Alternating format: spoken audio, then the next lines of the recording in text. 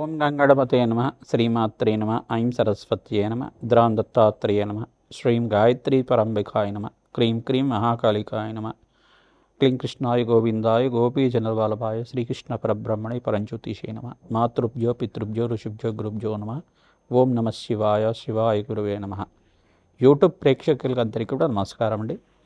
నేను పాలపర్తి గురునాథ శర్మ, జ్యోతిషం వాస్తు సిద్ధాంతిని. మీకంతా కూడా గోచారరీత్యా గ్రహాల యొక్క స్థితిగతి, కలయిక, వాటి గమనము, వాటి ప్రభావం అంతా కూడా మేషాది ద్వాదశ రాశుల వాళ్ళకి గోచార చక్ర ప్రకారంగా అంతా కూడా విశ్లేషించడం జరుగుతుంది.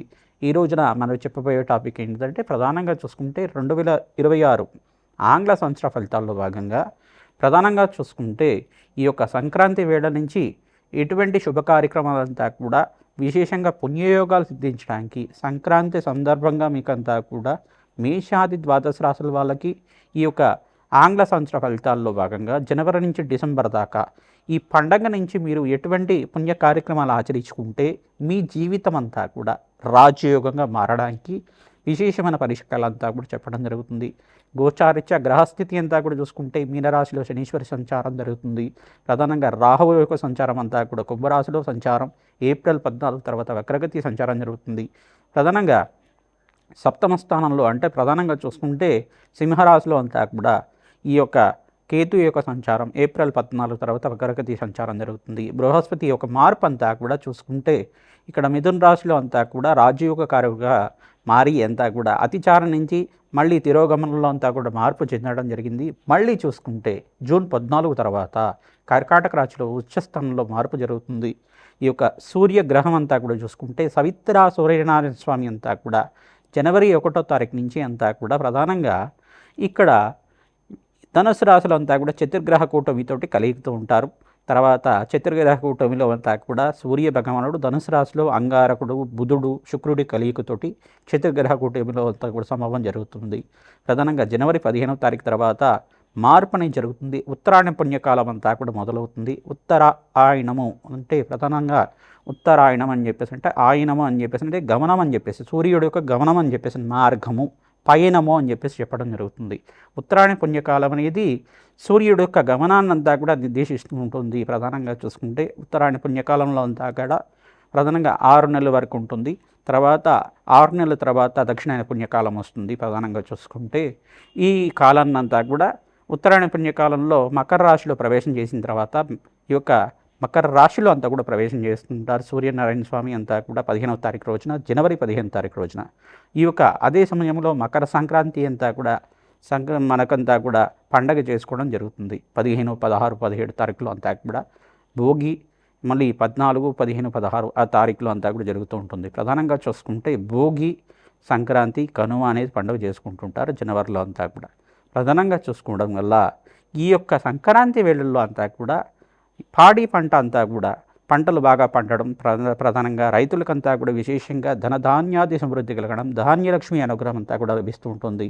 పంట వల్ల వాళ్ళకంతా కూడా ఆ సమయానికంతా కూడా పంట చేకూర్చి మీకంతా కూడా పంట వల్ల మీకంతా కూడా ఆర్థికంగా ఉన్నత స్థితి కలగడానికి మరియు పంటకి సహకరించిన పశుపక్షాతులకి ఎవరైతే ఉంటారో ప్రధానంగా పశువులకంతా కూడా ప్రధానంగా గోమాతకంతా కూడా పూజ చేయడం, ఎద్దులకి పూజ చేయడం, బసవన్నకులు పూజ చేయడం అన్నవంతా కూడా యోగకరంగా ఉంటుంది. భోగి రోజున భోగభాగ్యాలు లభిస్తూ ఉంటాయి. సంక్రాంతి రోజున అంతా కూడా ఈ యొక్క గొబ్బెమ్మలతో ముగ్గులంతా కూడా వేసుకొని ఆహ్లాదకరంగా బంధుమిత్రులంతా కూడా ఆనందంగా జీవితం జీవించడం వల్ల అన్యోన్యమైన ఆరోగ్యమైన జీవితము అష్టైశ్వర ప్రాప్తి కలుగుతుంది. ఇంట్లో ఆనందమైన జీవితం కళలంతా కూడా నెరవేరడానికి ఆస్కారం ఉంటుంది. అష్టైశ్వర ప్రాప్తి కలగడానికి కులదేవత ఆరాధన ఆ రోజున చేస్తూ ఉంటారు. సంక్రాంతి వేళల్లో ప్రధానంగా కులదేవత ఆరాధన విశేషంగా ఉంటుంది. మరియు పితృదేవత ఆరాధన కూడా పెద్దల పండగ అని చెప్పేసి అంటారు. ఎవరైతే పితృదేవత ఆరాధన ఈ యొక్క సంక్రాంతి వేళల్లో అంతా కూడా చేస్తూ ఉంటారో శాశ్వతంగా బ్రహ్మలోక ప్రాప్తి కలుగుతుందట. తిలతర్పణాలు చేయడం వల్ల రాజయోగం తీస్తుంది, ధనధాన్యాది సమృద్ధి కలుగుతుంది. పితృదేవతలకు ప్రీతికరమైన పదార్థాలన్నీ కూడా పిండి పదార్థాలన్నీ కూడా పితృదేవతలకు ప్రీతికరంగా కులదేవతకు ప్రీతికరంగా నివేదన చేసి మీరంతా కూడా గృహంలో ఉండే సభ్యులంతా కూడా భుజించడం వల్ల అష్టైశ్వర ప్రాప్తి కలుగుతుంది. అన్నదానం చేయడం వల్ల విశేషంగా ఎవరైతే కనుక బ్రాహ్మణోత్తం ప్రీతికరంగా మీరంతా కూడా స్వయంపాక దానం ఇచ్చుకోవడం, సాహిత్యం అని చెప్పేసి అంటూ ఉంటారు. స్వయంపాక దానం ఇచ్చుకోవడం అనేది పొత్తర్లు అని చెప్పేసి ఉంటారు. ఈ యొక్క దానం అంతా కూడా చేయడం వల్ల, వస్త్రదానం చేయడం వల్ల కీర్తి ప్రతిష్టలు పెరగడానికి ఆస్కారం ఉంటుంది. సంఘంలో గౌరవం పెరగడానికి ఆస్కారం ఉంటుంది. సంక్రాంతి వేళల్లో అంతా కూడా ఈ యొక్క పట్టణంలో కన్నా ప్రధానంగా పల్లెల్లో అంతా కూడా ఆహ్లాదకరంగా ఆనందంగా ఉండడానికి ఆస్కారం ఉంటుంది ఎక్కువ.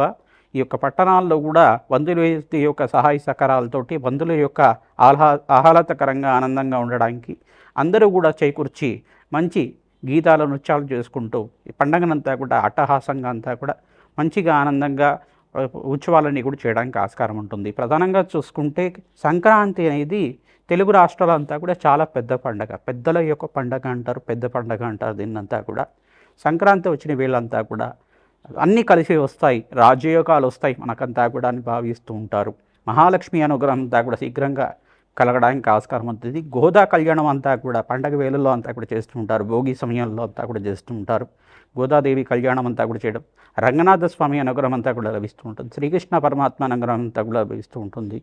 తద్వారా ఎవరైతే ఈ యొక్క కళ్యాణంలో అంతా కూడా పాల్గొంటూ ఉంటారో అష్టైశ్వర్య ప్రాప్తి కలగడానికి ఆస్కారం ఉంటుంది. గోదా కళ్యాణంలో కూడా విశేషమైన పుణ్యయోగం రావడానికి ఆస్కారం ఉంటుంది, అష్టైశ్వర్య ప్రాప్తి కలగడానికి ఆస్కారం ఉంటుంది. ప్రతినిత్యం కూడా ఈ యొక్క అమ్మవారి ఆరాధన ఖడ్గమాల స్తోత్రంతో కుంకుమార్చన చేసుకోవడం, ఈ యొక్క యజ్ఞ హోమాది క్రతువుల్లో అంతా కూడా పాల్గొనడం వల్ల విశేషమైన పుణ్యయోగం వస్తుంది. దేవాలయ ప్రాంగణంలో ఉత్తరాయణ పుణ్యకాలంలో అంతా కూడా దేవతలకి శక్తి కలిగే విధంగా విశేషమైన యజ్ఞాత క్రతులంతా కూడా చేస్తూ ఉంటారు. రాజశ్యామల యజ్ఞాత క్రతులు కానీ, విశేషమైన చండీ హోమాది కార్యక్రమాలు కానీ, కులదేవత ఆరాధన కానీ, విశేషంగా ఎవరైతే యజ్ఞ హోమాది క్రతులంతా కూడా చేస్తూ ఉంటారో విశేషమైన పుణ్యయోగం సిద్ధించడానికి ఆస్కారం ఉంటుంది. అత్యంత శుభమైన కాలంగా ఉత్తరాయణ పుణ్యకాలం అంతా కూడా అత్యంత శుభకాలంగా ఉంటుంది. సంక్రాంతి అంతా కూడా పుణ్య కార్యక్రమాలు ఆచరించుకోవడానికి, దాన ధర్మాలు చేసుకోవడానికి అత్యంత శుభమైన ఫలితంగా ఎవరైతే దానాది కార్యక్రమాలు చేసుకుంటూ ఉంటారో 3 రెట్లు 3000 కోట్ల రెట్లు ఫలితం అంతా కూడా పొందడానికి ఆస్కారం ఉంటుంది. ప్రతినిత్యం కూడా అమ్మవారి ఆరాధన, కులదేవత ఆరాధన, పితృదేవత ఆరాధన మర్చిపోకుండా చేస్తూ ఉండండి. తద్వారా అష్టైశ్వర్య ప్రాప్తి కలుగుతుంది, రాజయోగం సిద్ధిస్తుంది. మిథున రాశి జాతకులకి ప్రధానంగా చూసుకుంటే గోచార రీత్యా 2026 ఆంగ్ల సంవత్సర ఫలితాల్లో భాగంగా గ్రహాల యొక్క స్థితిగతి అనుకూలత ఏ గ్రహాలంతా కూడా అత్యంత అనుకూలంగా విపరీత రాజయోగం ఇచ్చే విధంగా ఉన్నాయో తెలుసుకుందాం. ప్రధానంగా చూసుకుంటే 2026 ఆంగ్ల సంవత్సర ఫలితాల్లో మిథున రాశి జాతకులకి బృహస్పతి వల్ల రాజయోగం అంతా కూడా రాసిపెట్టి ఉంది. ప్రధానంగా రాశిలో అంతా కూడా బృహస్పతి సంచారం మరియు శుక్రుడు బృహస్పతి అనుగ్రహం అంతా కూడా అత్యంత యోగకరంగా కర్కాటక రాశిలో ప్రవేశం చేసిన తర్వాత జూన్ 14-18 తారీఖు తర్వాత రాజయోగంగా మారబోతుంది. అత్యంత శుభమైన ఫలితాలు పొందడానికి ఆస్కారం ఉంటుంది. ప్రధానంగా చూసుకుంటే ఇక్కడ శుక్రుడు శనీశ్వరుడు కలిగి కూడా మీనరాశిలో సంభవిస్తూ ఉంటుంది. శుక్రుడు ఉచ్చస్థానంలో మార్పు జరిగినప్పుడు అంటే ఏప్రిల్ 18 తారీఖు తర్వాత ఈ సమయంలో అంతా కూడా శుక్రుడు శనీశ్వరుడు కలిగి అంతా కూడా అత్యంత రాజయోగంగా మీకంతా కూడా అనుగ్రహం పొందడం వల్ల ధన ధాన్యాది సమృద్ధి కలగడానికి, అష్టైశ్వర్య ప్రాప్తి కలగడానికి, వివిధ వ్యాపార రంగంలో, ఐటీ రంగంలో, టెక్స్టైల్ రంగంలో కానీ మీకంతా కూడా ఉద్యోగుల్లో మార్పు జరగడం కానీ అత్యంత శుభమైన ఫలితాలు పొందడానికి ఆస్కారం ఉంటుంది. వివిధ వ్యాపార రంగంలో వాళ్ళకి, కాంట్రాక్టింగ్ రంగంలో వాళ్ళకి, ప్రధానంగా కన్స్ట్రక్షన్ ఫీల్డ్, రియల్ ఎస్టేట్ చేసుకునే వాళ్ళకి కూడా ఇక్కడ శుక్రుడు ఉచ్చస్థానంలో మార్పు మరియు అంగారకుడు ఉచ్చస్థానంలో మార్పు వల్ల రాజయోగం అంతా కూడా అత్యంత యోగకరంగా ఉండడానికి ఆస్కారం ఉంటుంది. బృహస్పతి అనుగ్రహం వల్ల మీకంతా కూడా ధనస్థానంలో ధనకారకత్వం అంతా కూడా ధనయోగ కారకత్వంగా ఉంటుంది. ఆకస్మిక ధల్లాభం అంతా కూడా యోగకరంగా ఉంటుంది. శుభకార్యాలంతా కూడా ఇంట్లో నెరవేరడానికి ఆస్కారం ఉంటుంది. తీరని కలగా ఉన్న గృహయోగం అంతా కూడా సిద్ధిస్తుంది. మీ మీద ఎవరైనా చెడుపీడని చేశారనే మీకు అభద్రత భావం ఉంటే కనుక ప్రధానంగా తరచుగా అనారోగ్య బాధలతో బాధపడుతూ ఉండడం, దీర్ఘకాలిక అనారోగ్య బాధలతో ఉండడం కానీ, ఎవరైనా కానీ ఏ పని అనుకున్నా జరగకపోవడం, ఆటంకాలు అనేది వస్తూ ఉండడం కానీ జరుగుతుంటే కనుక మీ మీద ఎవరైనా చెడుపీడ చేశారని చెప్పేసి భావన ఉంటుంది, అభద్రత భావన అనేది ఉంటుంది. దాని నుంచి బయటపడడానికి ప్రతినిత్యం కూడా మన్యసూక్త పారాయణంతో, అరటి పండ్లతోటి ఆంజనేయ స్వామి మూలమంత్ర సహితంగా యజ్ఞ హోమాది క్రతులు ఆచరించుకోవడం అత్యంత శుభమైన ఫలితంగా పొందుతారు. మహాకాళి దేవాలయంలో విశేషంగా పుణ్యక్షేత్రుల్లో కానీ, కాలభైరవ స్వామి దేవాలయంలో కానీ, మహాకాళి దేవాలయంలో కానీ, మీ దగ్గర నుండి మహాకాళి దేవాలయంలో కానీ కూష్మాండ బలి అంతా కూడా చేసుకోవడం, అమ్మవారికి ప్రీతికరంగా కూష్మాండ దీపాన్ని వెలిగించి ఖడ్గమాల స్తోత్రాన్ని, ఈ యొక్క దేవి ఖడ్గమాల స్తోత్రాన్ని అక్కడ పఠనం చేసుకుంటూ ఉండడం, నిత్యం కూడా మీరు మహాకాళి దేవాలయంలో అభిషేక హోమాది క్రతులు ఆచరించుకోవటం వల్ల ఎటువంటి శత్రుబాధలు కానీ, చెడుపీడ కానీ, దృష్టపీడ కానీ, దుష్టపీడ కానీ అన్నీ కూడా పోయి ప్రశాంతమైన జీవితం జీవించడానికి, ఆనందమైన జీవితం జీవించడానికి ఆస్కారం ఉంటుంది. సకల గ్రహదోష నివారణ అవ్వడానికి ఆస్కారం ఉంటుంది.